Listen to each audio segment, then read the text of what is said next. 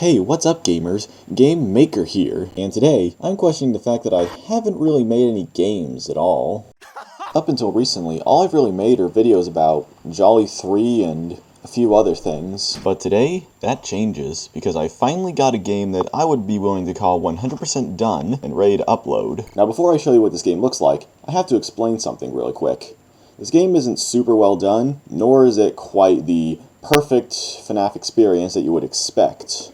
But if there is one thing I'm going to credit my game for, it is at least being more or less playable, very unbuggy, and at the very least, acceptable.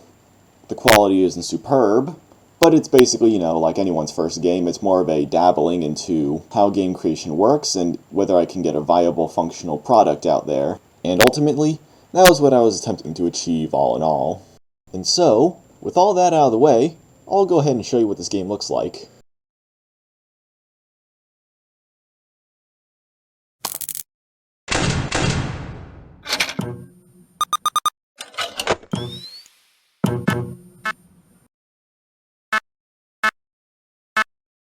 Okay, I know this looks kind of crappy, but just bear with me here. What you just saw was a short slice of gameplay from the game that I was talking about. It's a very simple FNAF style game where, well, like any FNAF game, you avoid animatronics. But even something as seemingly stale as the FNAF formula can easily be made more enjoyable with unique mechanics and gameplay. Let me show you how Operation Underground handles its gameplay. Alright, so let me give you a quick rundown on how Operation Underground's office environment works. So, as you can see, you're currently in the office. You have a light button for illuminating anything in this window. You have a door here, closing the door on anything you see here. If you see something come through this window, you close this door, wait until they disappear, open it again. That's the easy part. You also have two other panels on your right and down that you need to look out for. This is your oxygen control panel. This monitors your oxygen usage. How much oxygen you have left is determined by this bar. Cycle ventilation will refill your ventilation, your oxygen. This bar should stay full whenever possible. This is your camera panel. As you can see, it's currently broken. That's what this is for, the security system tab. Here you have a radar for determining where things are. And you can also fix your cameras. And you click on camera buttons that are not necessarily labeled, but they do have like a black fill in order to determine where's what. Toggle map allows you to jump between the secondary map and the other one. This is a little tutorial I have for this version of the game. Yep. Gotta go refix my cameras.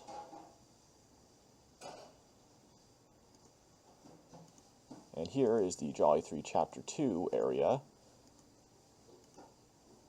There's Jolly right over there.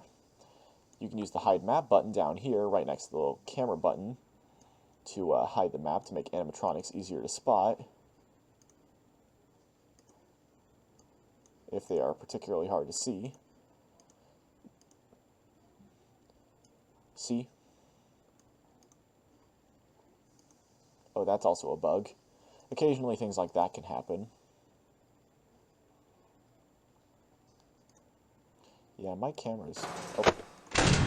There's also sound cues that tell you that something's about to happen, so you have to be a little more careful about that. There's Jolly. Oh. Yeah, you also get like an audio cue right before you almost run out of oxygen.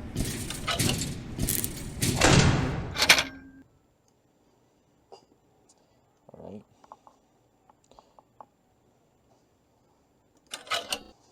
And that's basically Operation Underground's gameplay in a nutshell. Here's a quick thing to note. Closing the door drains your oxygen way faster. Mostly as an incentive to keep it closed more.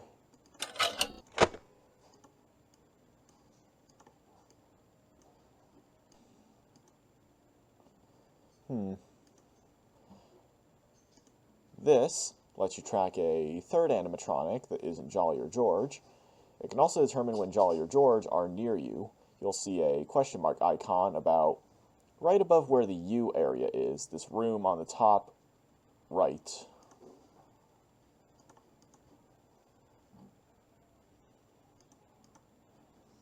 Right. And that's basically all Operation Underground does. Repeat these processes for a while and you're good.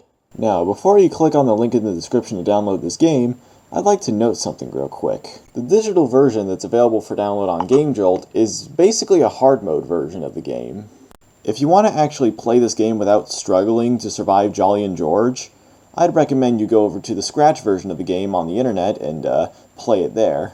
As far as gameplay is concerned for all three versions of the game, they're basically all the same, except for the online version, of course, having online features. Particularly the digital version, online version of All 20 mode, has a group scoring system where everyone's scores are totaled up in total, versus the offline version where it's your personal score. And I believe that basically covers everything I ever wanted to talk about regarding this new game I made. So, if you want to try it out, you could either start with the easier versions with the trailer demo, or you can start by trying on the 420 mode version, offline or online, either keeping your own private score or totaling up to a collective internet score. The choice is yours.